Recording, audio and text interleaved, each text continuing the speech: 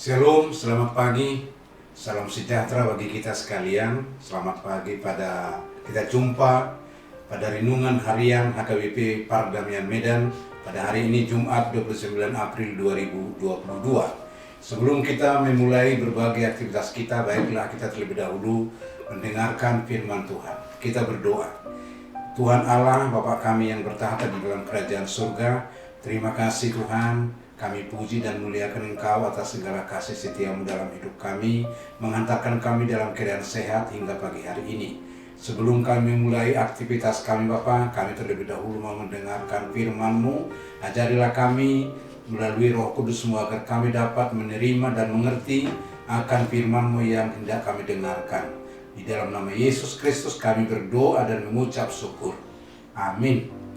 Adapun firman Tuhan yang ditetapkan untuk kita pada hari ini adalah diambil dari kitab 1 Korintus pasal 16 ayatnya yang ke-14. Demikian firman Tuhan. Lakukanlah segala pekerjaanmu di dalam kasih. Lakukanlah segala pekerjaanmu di dalam kasih. Nas ini adalah suatu nasihat, ajakan dan bimbingan kepada semua umat Kristen, mengajak kita semua agar di setiap perencanaan dan pekerjaan kita selalu mendahulukan kehendak Allah. Oleh karena itu topik renungan kita pada pagi hari ini adalah dahulukanlah kehendak Allah di semua kehidupan sehari-hari. Apakah rupanya kehendak Allah, saudaraku yang terkasih dalam nama Yesus Kristus? Ada 4 hal yang diajarkan nas ini kepada kita yang berhubungan dengan kehendak Allah.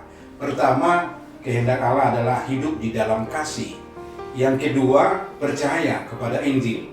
Yang ketiga, bekerja di dalam terang. Yang keempat, berdiri teguh dalam pengharapan. Saudaraku yang terkasih dalam nama Yesus Kristus, pertama-tama ingin kita perhatikan, kita simak dari khotbah ini, hidup di dalam kasih. Sebagai umat Kristen, kita telah dibimbing agar hidup di dalam kasih. Hidup di dalam kasih berarti hidup di dalam Allah. Mengapa? Karena Allah adalah kasih, sebagaimana dituliskan di dalam kitab 1 Yohanes pasal 4 ayatnya yang ke-16.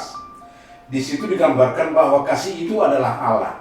Allah yang adalah kasih sudah mengasihi kita umat manusia melalui Yesus Kristus yang telah datang dari surga ke dunia ini, dan melalui Yesus Kristus kita telah diselamatkan, kita telah dibaharui melalui pengorbanan Yesus Kristus di kayu salib.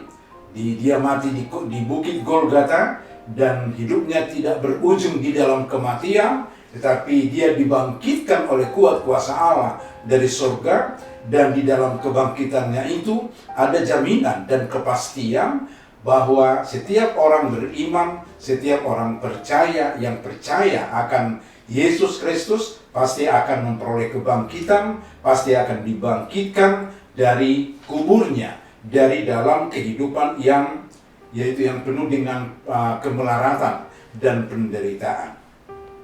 Nah, yang kedua, percaya kepada Injil. Percaya kepada Injil berarti yakin dan percaya. Kita diajak untuk yakin dan percaya akan kesaksian Alkitab, kesaksian firman Tuhan, di mana firman Tuhan itu adalah kebenaran. Dan di dalam firman Tuhan yang tertulis di Alkitab Perjanjian Lama dan Perjanjian Baru, di dalamnya ada diberikan kepada kita bahwa firman Allah adalah sumber dari segala yang baik di dalam kehidupan kita. Dan di dalam firman Allah kita dituntun, dibimbing untuk mengenal akan keselamatan dari dosa dan kematian. Kita ditebus, kita dimerdekakan melalui Yesus Kristus, supaya kita layak disebut sebagai anak-anak terang, sebagai anak-anak Allah, sebagai ahli waris kerajaan Allah. Sebagai umat Kristen, kita diingatkan, jemaat yang terkasih dalam nama Yesus Kristus, agar kita tidak bergantung kepada pikiran kita, Sebab ketika kita bergantung dan bersandar kepada pikiran kita, kepada kepribadian kita, dan kepada hal-hal yang bersifat fana yang ada di bumi ini, maka kita cenderung akan jatuh ke dalam penyimpangan.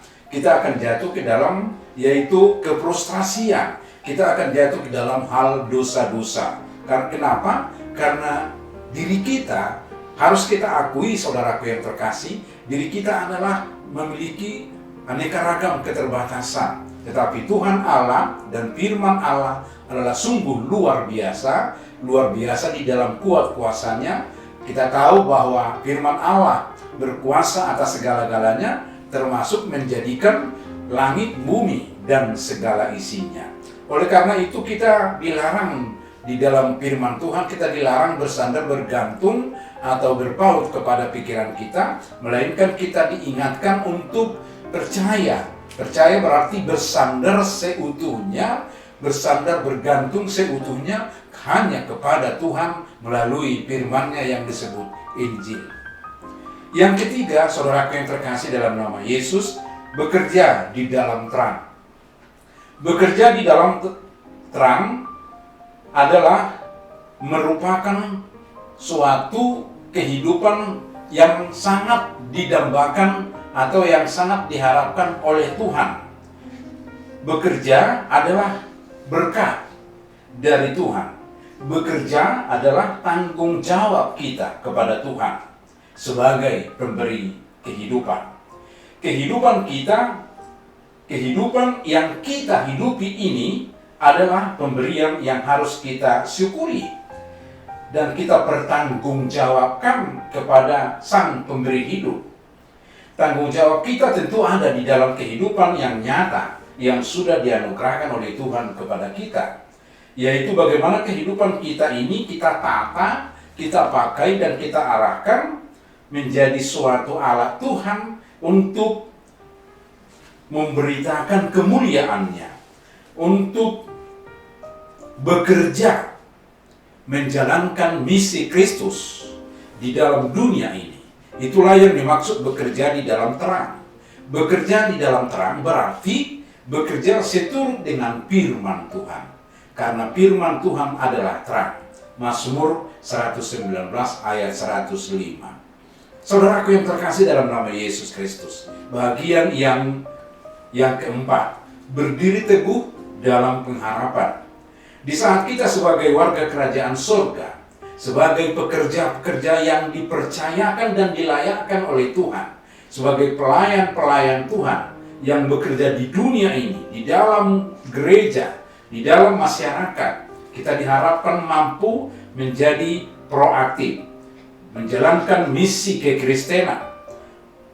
Maka ketika kita menjalankan misi kekristenan, kita pasti akan menghadapi banyak tantangan dan rintangan yang datang dari berbagai penjuru. Ada itu tantangan dan rintangan yang datang dari dalam diri kita, ada yang datang dari luar diri kita, dari penguasa-penguasa dunia, penguasa-penguasa kegelapan, yaitu roh-roh jahat.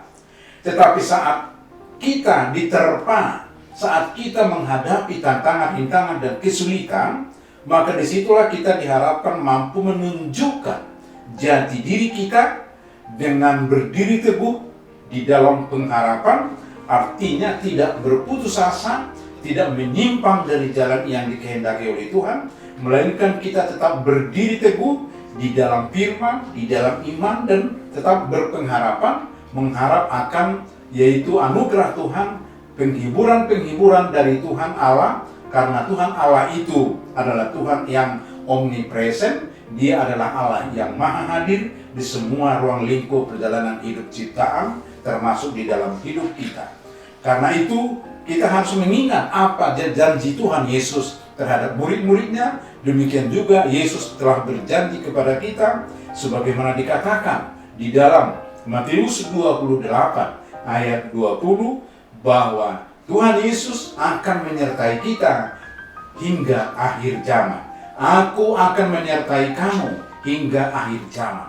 Demikian firman Tuhan Yesus kepada murid-muridnya dan kepada kita, memberikan kita suatu semangat, suatu pengharapan agar tetap berdiri teguh dalam pelayanan, dalam pekerjaan Tuhan yang diberikannya kepada kita pribadi lepas pribadi.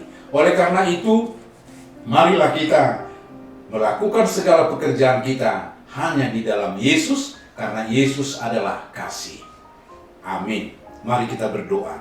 Tuhan Allah Bapa kami, di dalam nama Yesus Kristus, terima kasih Tuhan, terpuji dan termulialah Engkau. Engkau telah menuntun, membimbing dan mengajari kami melalui firman-Mu di pagi hari ini, yang mengingatkan kami agar kami hidup di dalam kasih dan percaya kepada firman-Mu, kepada Injil, serta agar kami mau proaktif, giat tekun bekerja di dalam terang-Mu, menjalankan misi kekristenan, menjalankan tugas dan tanggung jawab kami sebagai anak-anak sorgawi, melalui keaktifan kami, yaitu bersaksi, bersekutu, dan melayani. Dan di saat kami menjalankan semuanya, tugas dan tanggung jawab kami sebagai hamba-hamba-Mu, sebagai anak-anak-Mu ya Tuhan, di situ kami juga Engkau persiapkan agar tetap berdiri teguh dalam pengharapan, karena kami pasti akan menghadapi banyak tantangan, rintangan, dan kesulitan. Tetapi ketika kami menghadapi semuanya itu, kami hendaklah menunjukkan sikap berdiri teguh, berpengharapan, mengharap akan kasih-Mu, mengharap akan penyertaan-Mu, mengharap akan kuat dan kuasa-Mu, Engkau semakin nyatakan dalam hidup kami. Berkati kami pribadi lepas pribadi, berkati pekerjaan kami pada hari ini, berkati keluarga, setiap berkeluarga, dan berkati juga ya Tuhan para hamba-hamba-Mu pekabar Injil, berkati semua anak-anak gereja-Mu dimanapun mereka berada. Di dalam nama Yesus Kristus kami berdoa dan mengucap syukur.